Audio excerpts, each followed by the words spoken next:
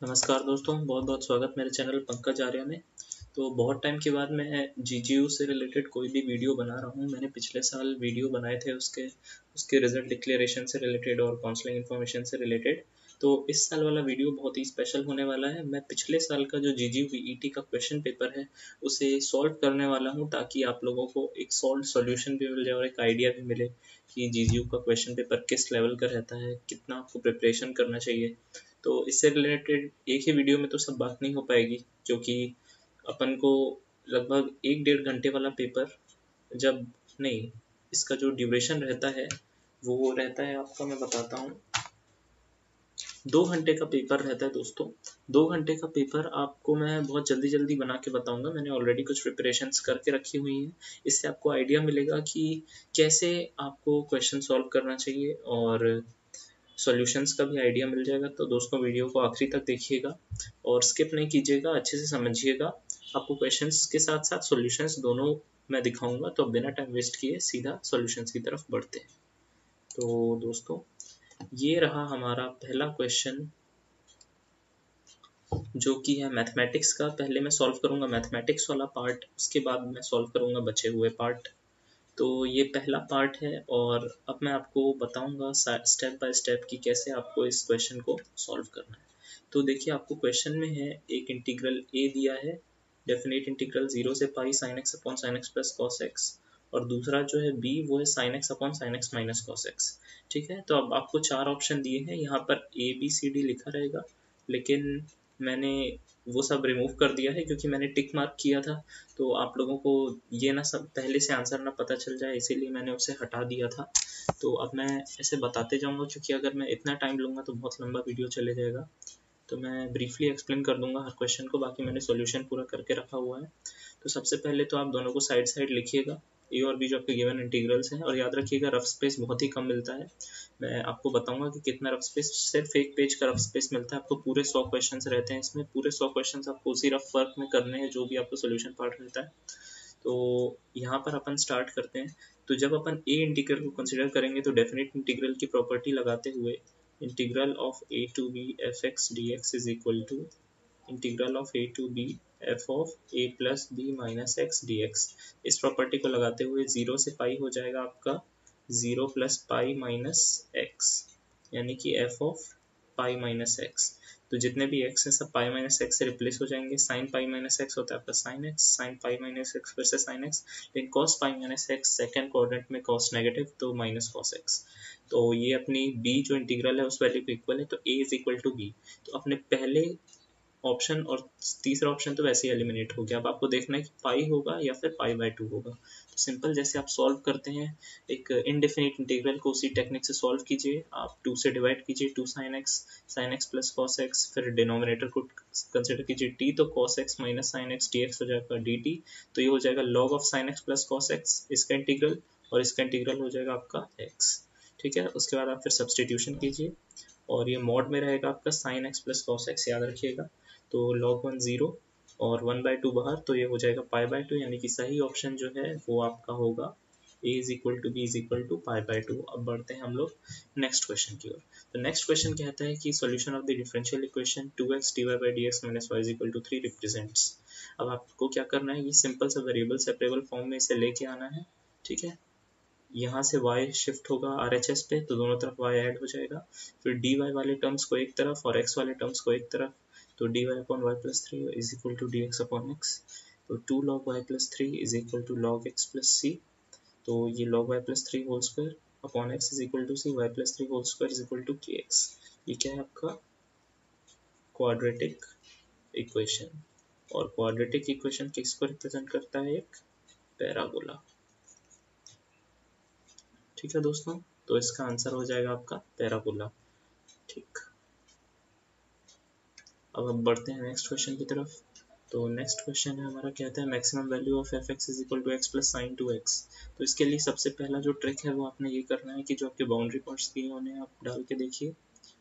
तो जैसे हम लोग बाउंड्री पॉइंट्स को डालते हैं, तो f of 0 is equal to 0 plus sine 0 0, and f of 2 pi is equal to 2 pi plus sine 2 into 2 pi, 2 pi plus sine 4 pi, 2 pi। तो ये सेकंड ऑप्शन, क्योंकि बाकी तीनों है वो 2 पाई से स्मॉलर है और मैक्सिमम वैल्यू बतानी है, तो ऑफ कोर्स 2 पाई ही आपका आंसर होगा। नेक्स्ट क्वेश्चन की तरफ बढ़ते हैं। Integral of 0 to pi cos to the power 101x dx। Integral of cos to the power 101x dx 0 to pi, फिर से f of a plus b minus x वाली property, इसको आप अप्लाई कीजिए।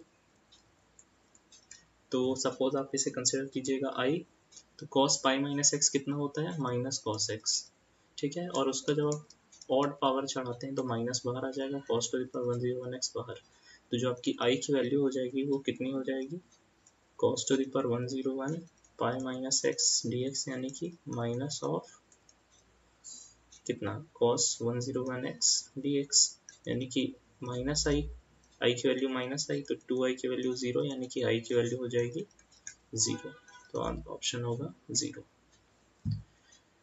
बढ़ते हैं नेक्स्ट क्वेश्चन की तरफ। Order and degree of the differential equation. अब देखिए ऑर्डर डिग्री कब डिफाइन होती है, ऑर्डर तो यहाँ से आपका 2 हो जाएगा, ठीक है। तो या तो ये वाला सही हो सकता है या फिर ये वाला सही हो सकता है, आपको देखना है 6 या फिर 4। तो जब आप इसे कंसिडर करेंगे तो पहले तो आपको रेडिकल्स या फिर जो पावर्स हैं इसे आपको हटाना है। तो सपोज आप इसे RHS पे ट्रांसफ़र किए, इतने वाले पार्ट को, इस पार्ट को आपको शिफ्ट करना है RHS पे, और उसके बाद करना है स्क्वायरिंग बोथ साइड्स। स्क्वायरिंग करने के बाद में d2y/dx स्क्वायर का होल टू द पावर 3, ठीक है। अब इसके बाद जब आप इसे स्क्वायर करेंगे तो फिर से आपके पास एक रूट वाला साइन होगा, यानी कि अभी भी आपकी डिग्री डिफाइन नहीं होगी, आपको इसे भी हटाना पड़ेगा। तो इसे हटाने के लिए आप ये टर्म्स को फिर इधर पर लेके आएंगे और फिर दोनों तरफ स्क्वायरिंग बोथ साइड्स करेंगे। तो अब ये स्क्वायर चढ़ गया और यहाँ पर क्यूब है, तो खुल के कितना हो जाएगा, d2y/dx square whole to the power 6, और यहाँ पर बचे हुए टर्म्स आ जाएंगे, यानी कि जो डिग्री होगी वो इसकी कितनी हो जाएगी, 6। तो सही ऑप्शन होगा पहला वाला। फिर से बढ़ते हैं नेक्स्ट क्वेश्चन की तरफ। तो नेक्स्ट क्वेश्चन है number of solutions of the equation. ये आपका इक्वेशन दिया हुआ है और 0 से 2 पाई आपका इंटरवल है, ठीक है।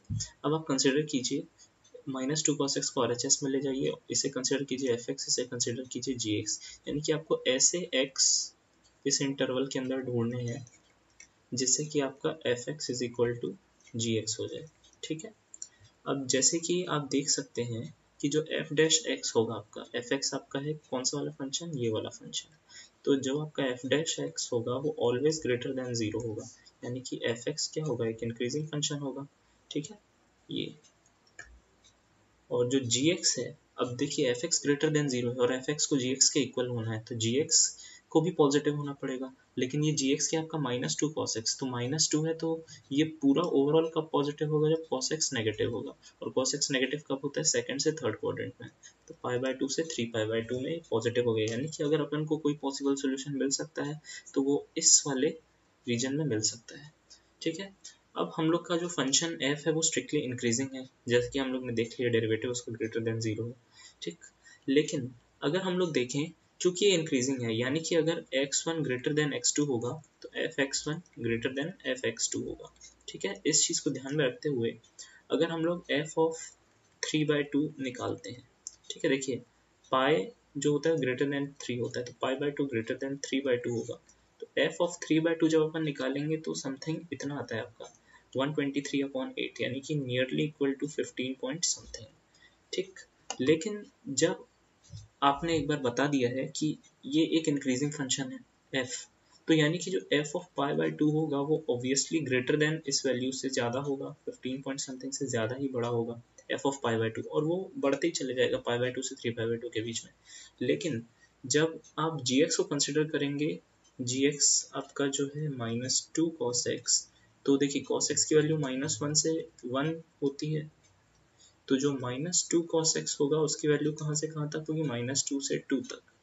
लेकिन ये जो आपका f ऑफ π/2 है वही already greater than 15 point something आ रहा है, और ये आपका -2 से 2 से बड़ा हो नहीं सकता, ये तो ऑलरेडी 15 से बड़ा ही रहना है उस इंटरवल में। लेकिन ये जो वाला जो फंक्शन है gx, ये आपका 2 से बड़ा हो ही नहीं सकता है, यानी कि ये कभी भी इक्वल होंगे ही नहीं fx और gx, यानी कि कोई भी सोल्यूशन इसका नहीं मिलेगा, आंसर होगा आपका 0। बढ़ते हैं नेक्स्ट क्वेश्चन की तरफ। इंटीग्रल ऑफ -2 to 2, ये क्लियरली लिखा हुआ है क्वेश्चन। अब देखिए यहाँ पर mod x - 1 यानी कि 1 के रेस्पेक्ट में ब्रेक होगा, तो -2 से 1 और 1 से 2, ठीक है। तो मॉड x माइनस वन की जो वैल्यू होगी वो आपकी होगी x minus one if x greater than equal to one, और one minus x if x is less than one. ठीक है, -2 से जो 1 वाला इंटरवल है उसमें x लेस देन 1 है आपका, तो ये 1 माइनस एक्स हो जाएगा, और जो ये 1 से 2 वाला है ये ग्रेटर देन इक्वल टू 1 है, तो ये x माइनस वन हो जाएगा। बस अब जैसे आप सिंपल प्रॉपर्टी लगाते हैं वैसे लगा दीजिए, इसे खोलिए, यहाँ पर डेफिनेट इंटीग्रल की प्रॉपर्टी लगाइए, तो वो फाइनली आंसर आएगा log 4 प्लस log 2, ये कितना हो जाएगा 2 log 2 प्लस log 2, यानी कि 3 log 2। 3 log 2 आपका ये वाला ऑप्शन है। बढ़ते हैं नेक्स्ट क्वेश्चन की तरफ। Differential equation of all non vertical lines in a plane. ठीक है, नॉन वर्टिकल लाइंस, अब देखिए जो आपकी वर्टिकल लाइन होगी उसका स्लोप कितना होगा, tan पाई बाय 2 यानी कि इन्फिनिटी, यानी कि नॉट अ रियल नंबर।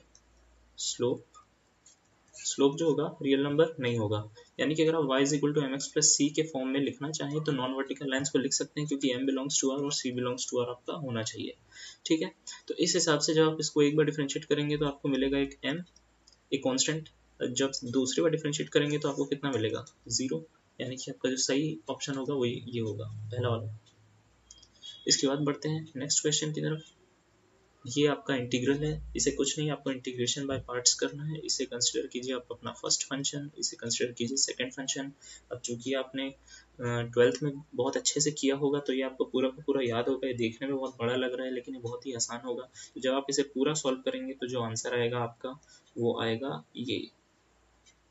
ठीक है, ये प्रॉपर्टी से log cos theta plus sine theta cos theta से डिवाइड कीजिएगा तो 1 plus tan theta upon 1 minus tan theta, ये कितना हो जाएगा tan pi by 4 plus theta. ठीक है, तो कंफ्यूज करने के लिए दिया रहता है, और बाकी आपका तो एक बार में ही पता चल जाएगा जब आपका इतना ही पार्ट आ जाएगा कि आपका फोर्थ ऑप्शन ही करेक्ट है। बढ़ते हैं नेक्स्ट क्वेश्चन की तरफ। Function f(x) sin 4x plus cos to the power 4x increases if, आपका क्या होना चाहिए, f dash x must be greater than 0 होना चाहिए। ठीक है, f डैश x आप पहले आप fx को कन्वर्ट कर लीजिए, sin square x plus cos square x minus 2 sin square x cos square x। ठीक है, क्योंकि a to the power 4 plus b to the power 4 कितना होता है, a square plus b square का whole square minus 2a square b square. ठीक है, तो यही चीज़ देखते हुए आपको ये कन्वर्जन करना है, तो आपका इतना वैल्यू आएगा। f डैश x निकालिए तो माइनस साइन 4x आएगा। अब इफ f(x) इज इंक्रीजिंग यानी कि f dash x must be greater than 0। ठीक है, तो minus sign 4x greater than 0 होगा, यानी कि साइन 4x लेस देन 0 हो जाएगा।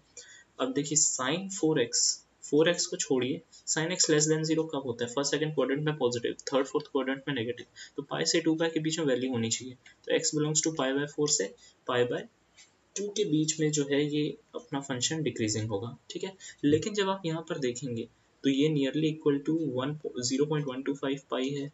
ये ऑप्शन आपका 0.125 से लेके 0.37 पाई के बीच में है। ये 0.375 पाई से लेके 0.625 पाई के बीच में है, और ये वाला 0.625 पाई के बीच है, 0.375 पाई के बीच में। अब यहाँ पर आप ध्यान से कंसिडर करेंगे तो इक्वेशन गलत है, क्योंकि सबसे पहले तो जब आप फोर्थ ऑप्शन देखेंगे तो ये बड़ी वैल्यू और ये छोटी वैल्यू, जो कि कभी भी ऐसा पॉसिबल नहीं है। कभी भी जब रिप्रेजेंट करते हैं आप एक इंटरवल को तो आप ऐसे रिप्रेजेंट नहीं करते, पहले छोटी वैल्यू आती है उसके बाद बड़ी वैल्यू। ठीक है, दूसरी बात, एक भी ऐसा इंटरवल नहीं होगा जिसमें आपका आंसर फिट हो सके, क्योंकि अगर आप इसे देखते हैं तो ये 0 से 0.25 के बीच का भी पार्ट आ जा रहा है। तो जो मैंने इस क्वेश्चन के बारे में सर्च किया तो मुझे देखने को मिला कि ये वाला जो आपका ऑप्शन, मतलब चारों ऑप्शन में से आपका एक भी ऑप्शन ऐसा नहीं था जो कि उसमें ना हो, लेकिन एक ऑप्शन था जो उसमें चेंज था। ठीक है, एक ऑप्शन था आपका पाई बाय 4 से लेके 5 पाई बाय 8 तक का ऑप्शन था एक, जब मैंने एक वेबसाइट पे देखा था। तो ये वाला ऑप्शन, ये देखिए ये कितना हो जाएगा 0.67, नहीं एक मिनट, ये ऑप्शन भी नहीं था उसमें, थोड़ी कंफ्यूजन हो जाती है। उसमें ऑप्शन था पाई, ये वाला जो था ये 4 था। ठीक है, ये पाई बाय 4 था, तो ये वाला जो ऑप्शन होगा ये वाला करेक्ट होगा, क्योंकि ये आपका इस इंटरवल के बीच, ये वाला जो इंटरवल है वो जो आपका, जो आपने आंसर में जो इंटरवल लाया है उसके बीच में आ रहा है, इसलिए इसका सही आंसर होना चाहिए पाई बाय 4 से x से 3π/8 के बीच में। अब इसके लिए आपको क्या करना है ये तो आप ही समझिएगा, क्योंकि आपको कोई क्वेश्चन छोड़ के तो आना नहीं है, इसलिए अटेम्प्ट कर दीजिएगा, क्योंकि इसमें नेगेटिव मार्किंग तो रहती नहीं है। तो अगर आप उसको छोड़ देंगे तो शायद आपको मार्क्स ना मिले, लेकिन अगर आप अटेम्प्ट करेंगे तो फिर आपको मार्क्स ज़रूर मिलेंगे। ठीक है दोस्तों, तो फिर बढ़ते हैं नेक्स्ट क्वेश्चन की तरफ। Equation of a curve passing through given point and having gradient 1 - x² at x, y। ठीक है, तो ग्रेडियंट यानी कि क्या होता है, उसका डेरिवेटिव, टेंजेंट बोल लीजिए उस पॉइंट का, dy/dx 1 - 1/x²। इसे इंटीग्रेट कीजिए, इसका इंटीग्रल x और x⁻², का इंटीग्रेशन x⁻1 यानी कि -1/x, माइनस के साथ में पॉजिटिव x + 1/x+c। यहाँ पर x को एलसीएम लीजिए, xy = x² + cx + 1। Given point को डालिए तो ये कितना हो जाएगा, 7 = 5 + 2c, c = 1। तो आपका इक्वेशन क्या आ जाएगा, x² + x + 1, दूसरा ऑप्शन। बढ़ते हैं नेक्स्ट क्वेश्चन की तरफ। ये क्वेश्चन बहुत अच्छा था। Sigma k = 1 to n x⁻k - n / x - 1। ठीक है, इसमें आपको क्या ट्रिक अपनानी है, x टेंड्स टू 1, ये n को हर एक x के साथ बांट देना है, x - 1, x² - 1, x⁻n - 1।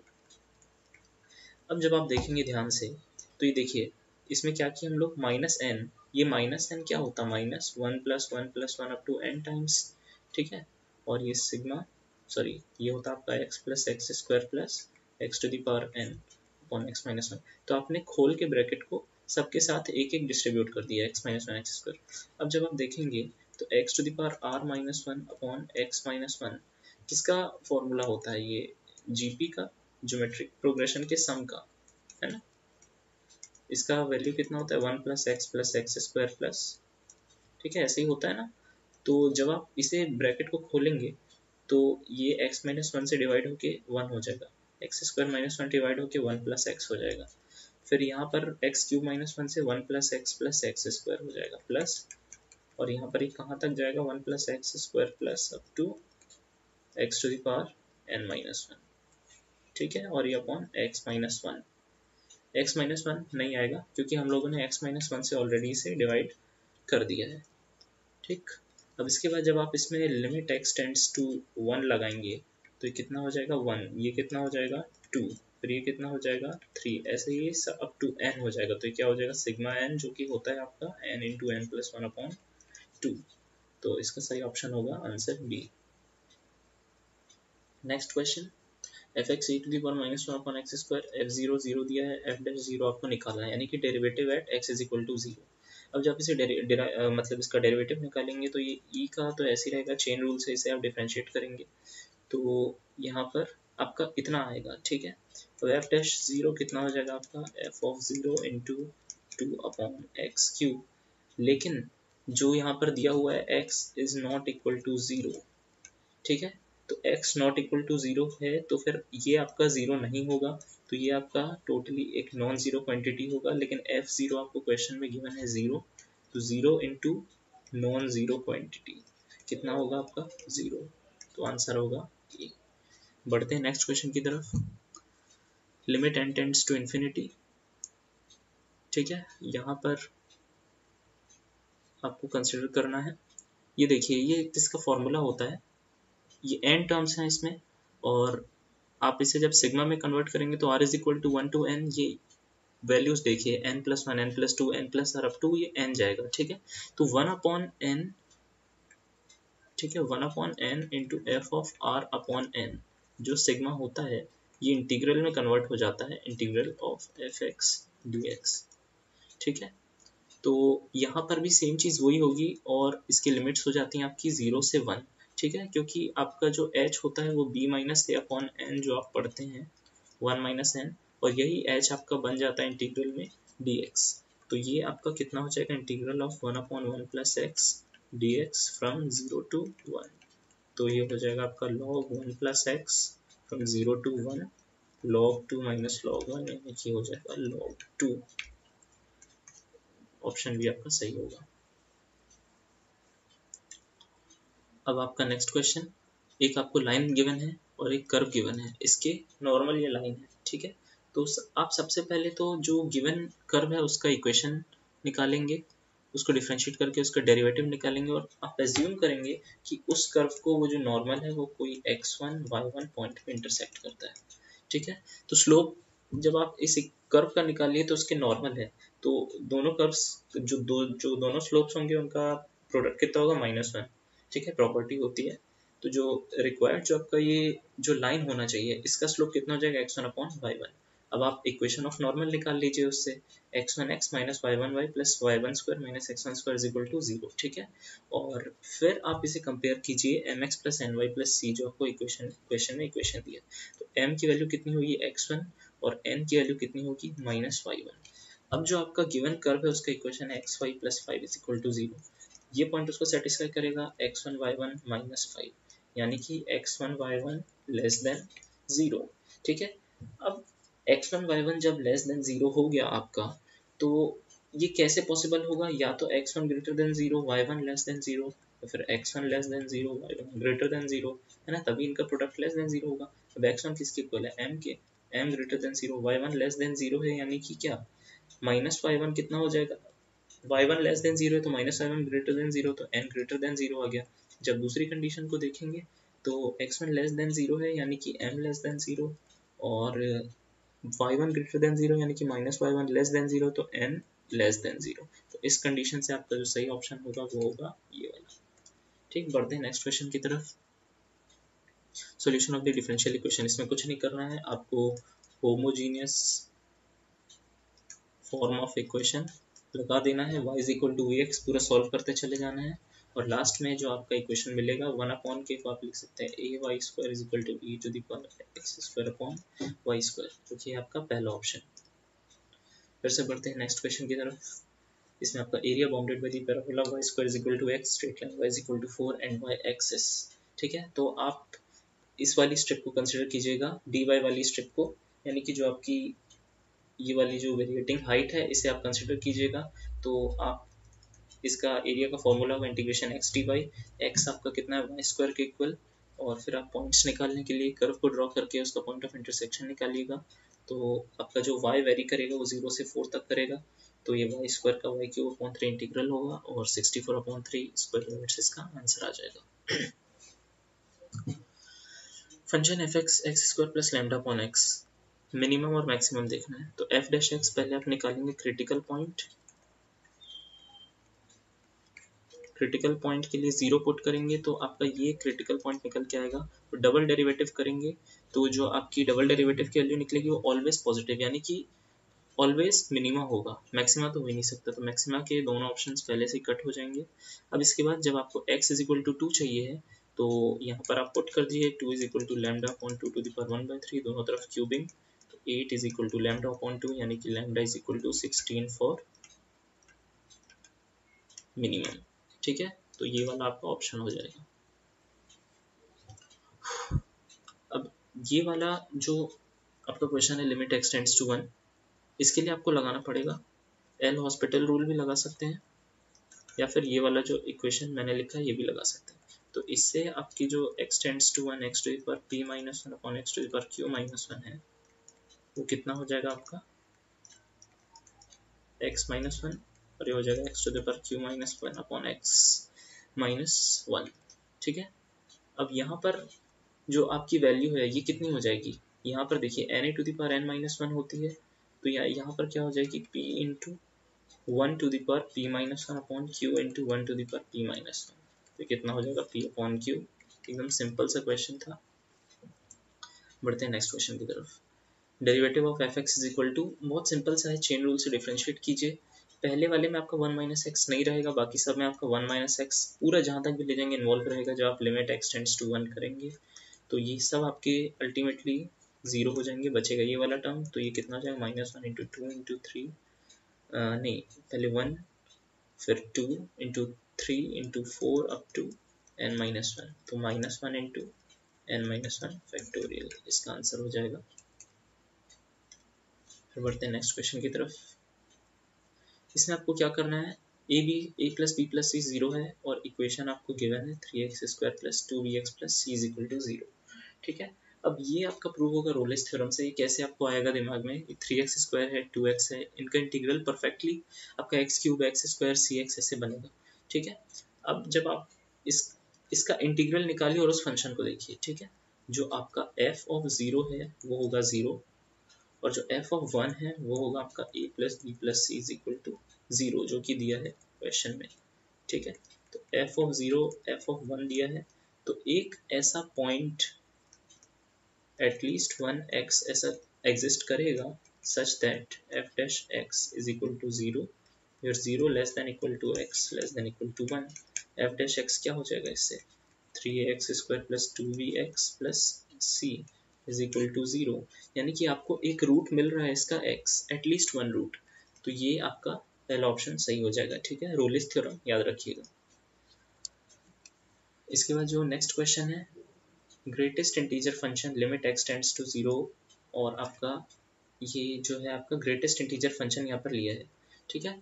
तो जब आप इसकी देख रहे हैं कि नॉट इक्वल टू 0 है, यानी कि आप जब इसकी RHL को कंसिडर करेंगे तो ये तो अल्टीमेटली 0 ही आना है, ठीक है। तो आप इसे कंसिडर नहीं करेंगे, तो आप करेंगे कंसिडर LHL को। LHL कंसिडर करेंगे तो x टेंड्स टू 0 माइनस, तो कितना आएगा आपका, x टेंड्स टू 0 माइनस पे ये 0 हो जाएगा, और इसकी वैल्यू कितनी हो जाएगी, -1, तो ये हो जाएगा आपका 0। लेकिन जब आपको क्वेश्चन में x टेंड्स टू 0 दिया है, और ये तभी होता है जब आपकी LHL और RHL इक्वल होते हैं, लिमिट तभी एग्जिस्ट करती है, ठीक है। जो आपके लिए जो सिर्फ लिमिट बोलते हैं, वन साइडेड लिमिट नहीं, टू साइडेड लिमिट्स, ठीक है। तो इसके लिए अब आपको तो आंसर तो 0 ही आएगा, लेकिन बेटर होता अगर आपको LHL दिया होता क्वेश्चन में। यहाँ फिर से आपको वही काम करना है, चेन रूल अप्लाई करनी है, चेन रूल नहीं, वो प्रोडक्ट ऑफ फंक्शन वाला जो लेबनीज रूल होता है वो वाला अप्लाई करना है। तो first function into derivative of second plus second function into derivative of first, तो इसको कॉमन लेंगे, तो जो आपका आंसर आएगा वो हो जाएगा e⁻10x + x² 1/x + x² x + 2x × log x। बहुत एकदम सीधा सिंपल क्वेश्चन रहेगा, कोई ज़्यादा कठिन नहीं रहेगा आपको। अब यहाँ पर जो आपका क्वेश्चन दिया है, जब आपको पावर में दिखे x का कोई टर्म है तो आप उससे लीजिए लॉग, और जब आप देखेंगे इन्फिनिटी अपॉन इन्फिनिटी के फॉर्म में आ चुका है तो आप लगाएंगे यहाँ पर एल हॉस्पिटल रूल को। एल हॉस्पिटल रूल थोड़ा सा देख लीजिएगा, लिमिट्स में आप क्लास 11th में पढ़े होंगे इसे। तो जब आप इसे लगाएंगे तो limit x tends to 0 - 10x/x होगा, तो 10x/x की वैल्यू होती है 1, है ना। लिमिट x टेंड्स टू 0, तो इसकी वैल्यू कितनी हो जाएगी, -1। तो जब आप लॉग को हटाएंगे तो e⁻−1 यानी कि कितना हो जाएगा, 1/e। तो ये वाला ऑप्शन आपका सही होगा। बढ़ते हैं नेक्स्ट क्वेश्चन की तरफ।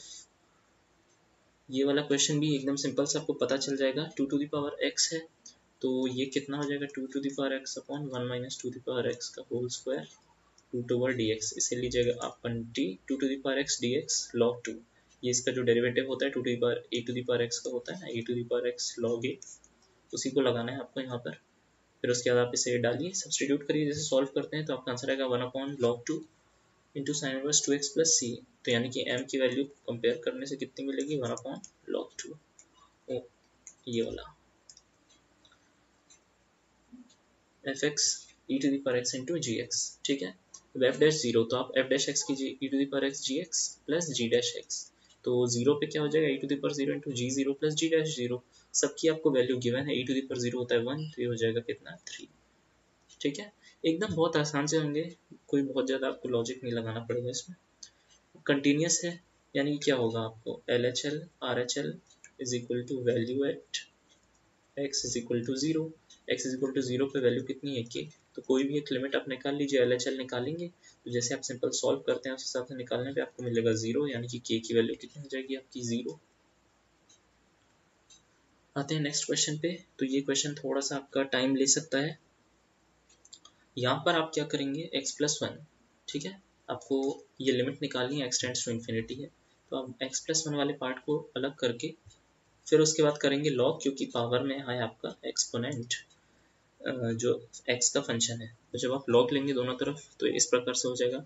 और log 1 + x का जो एक्सपेंशन होगा वो होगा x - x² / 2 + x³ / 3 - ऐसे जाता है, ठीक है। तो इसी हिसाब से आप इसे एक्सपेंड कीजिए। जब आप लिमिट एक्सटेंड्स टू इन्फिनिटी लेंगे तो देखेंगे कि जब आप पहले वाले में डिवाइड करते हैं तो ऊपर नीचे डिग्री दोनों सेम है, लेकिन जब जैसे ही डिनोमिनेटर में डिग्री बढ़नी शुरू होगी तो अल्टीमेटली फिर आपका न्यूमरेटर में भी एक x का डिनोमिनेटर एक्स्ट्रा बढ़ते जाएगा। तो इन्फिनिटी लेने पे ये सब टर्म्स जीरो होते जाएंगे। यहाँ से आप आराम से बैठ के सॉल्व कीजिएगा तब आपको पता चलेगा।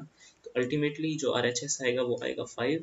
तो जो आपकी लिमिट हो जाएगी वो हो जाएगी e⁻⁵, जो कि है आपका बी वाला ऑप्शन।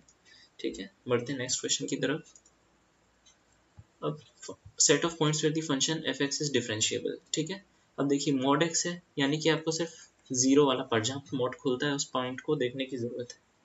एक्स स्क्वायर वैसे ही डिफरेंशिएबल होता है हर पॉइंट के लिए, -x² भी डिफरेंशिएबल होता है, लेकिन आपको जीरो पॉइंट पे चेक करनी है। तो आप पहले निकालेंगे लेफ्ट हैंड डेरिवेटिव।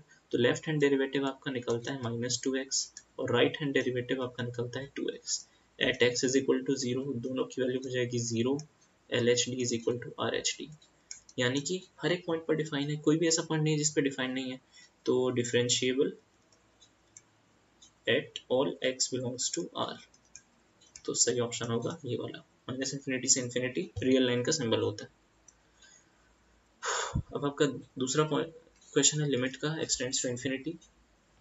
इसमें आपको रैशनलाइजेशन करना है। ठीक है, थोड़ा आप ध्यान से देखिएगा इस सॉल्यूशन को। रैशनलाइजेशन करके √x से डिवाइड करना है। तो फिर आप जब इसे यहाँ पर लिमिट एक्सटेंड्स टू इन्फिनिटी लगाते हैं तो लिमिट जो आपकी बन जाएगी हो जाएगी √1/1 प्लस √1, यानी कि 1/2। इसके बाद आते हैं नेक्स्ट क्वेश्चन पे।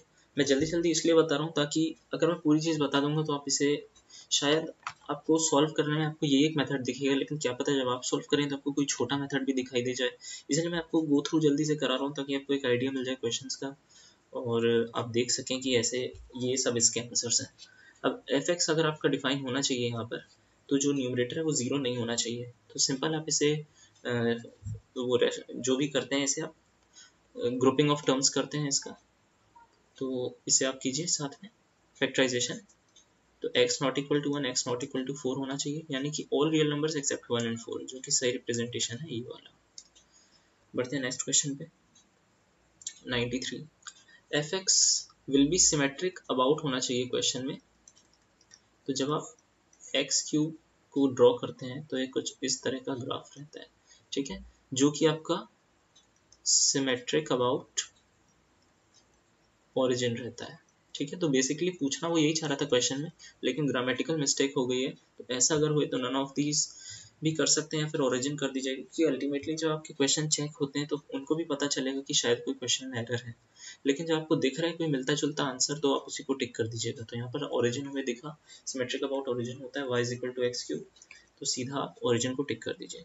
रेंज ऑफ द रिलेशन, सीधी सी बात है, जितने भी आपको डोमेन के एलिमेंट्स नहीं सबको डाल के देखिए रोस्टर फॉर्म में, जो भी 5 6 7 8 9 10 ये आपका रेंज सेट बन जाएगा, जो कि हो जाएगा आपका ऑप्शन सी।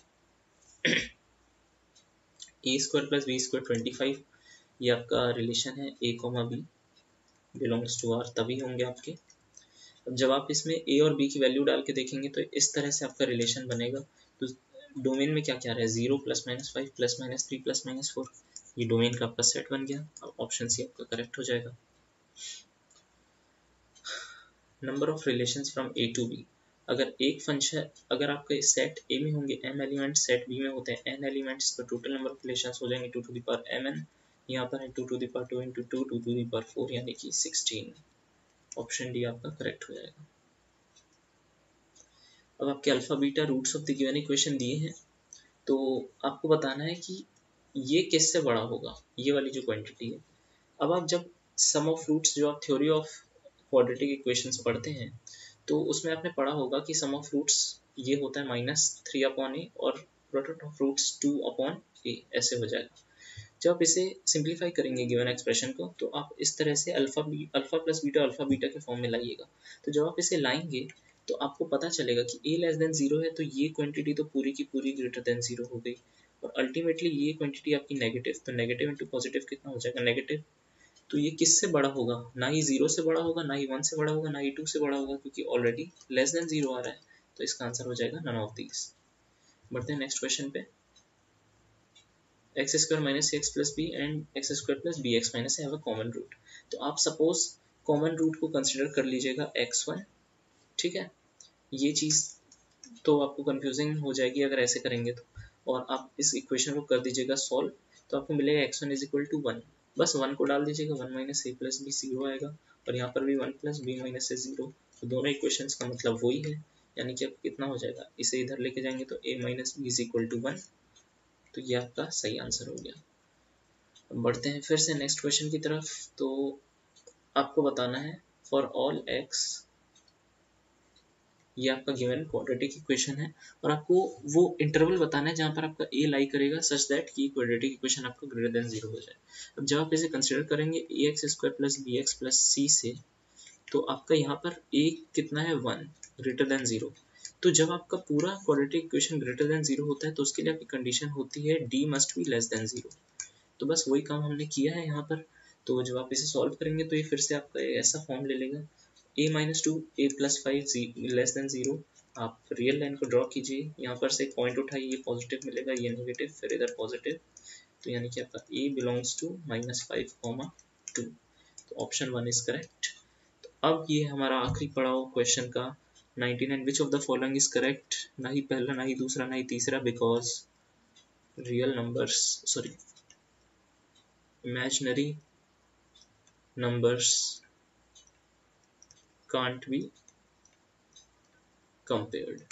तो सीधी सी बात, नन ऑफ दीज हो जाएगा। z is equal to 1 plus iota root 3। जो आप इसे एर्गन प्लेन पे ड्रॉ करेंगे तो 1 प्लस आयोटा रूट 3 जो है वो आपका कुछ इस प्रकार से दिखाई देगा, यानी कि आपके फर्स्ट क्वाड्रेंट में समवेयर लाई करेगा। और ये कितना हो जाएगा आपका tan इनवर्स रूट 3 अपॉन 1। तो tan इनवर्स रूट 3 कितना होता है आपका π/3 60 डिग्री। तो इसका जो आर्ग हो जाएगा वो भी हो जाएगा 60 डिग्री आर्ग्यूमेंट, यानी कि π/3 आपका करेक्ट ऑप्शन होगा। तो दोस्तों यही था जो मेरा वीडियो था। तो अगर आपको पसंद आया हो तो कर दीजिएगा इसे लाइक, शेयर, सब्सक्राइब। और जो मेरा अगर मुझे इस वीडियो में पॉजिटिव रिस्पांस मिलता है तो जो मेरा नेक्स्ट वीडियो होगा वो होगा how to prepare for GGUVET। ठीक है, जो मेरा नेक्स्ट वीडियो होगा वो इसके ऊपर होगा कि आप GGUVET के लिए कैसे प्रिपरेशन करें कि आपका आराम से 70+ स्कोर सिक्योर हो जाए। क्योंकि कट ऑफ तो जो इसमें जाता है वो बहुत नीचे चले जाता है, कुछ 35-40 पे भी एडमिशन हो जाते हैं आपके। तो मेरा जो स्कोर था लास्ट ईयर का वो था मेरा 78 आउट ऑफ 100, और मेरी रैंक 3rd थी ओवरऑल, पूरा ये फिजिक्स, मैथमेटिक्स, कंप्यूटर साइंस और ये केमिस्ट्री का मिला के। तो मतलब कि आपको बहुत ज़्यादा मेहनत करने की ज़रूरत नहीं है इसके लिए, जो बेसिक चीज़ें होती हैं वही पता होनी चाहिए आपको। लेकिन मैथमेटिक्स का जैसे कि आपने देखा कुछ कुछ क्वेश्चंस थोड़े से आपके लेवल के रहते हैं, तो इसके बारे में हम डिस्कस करेंगे अगले वीडियो पे। तब तक अगर आपको वीडियो पसंद आया हो तो लाइक, शेयर, सब्सक्राइब करें, और फिर मिलते हैं अगले वीडियो में। और न्यूज़ जल्दी ही लेके आता हूँ GGU से रिलेटेड। फिर बाय, मिलते हैं अगले वीडियो में।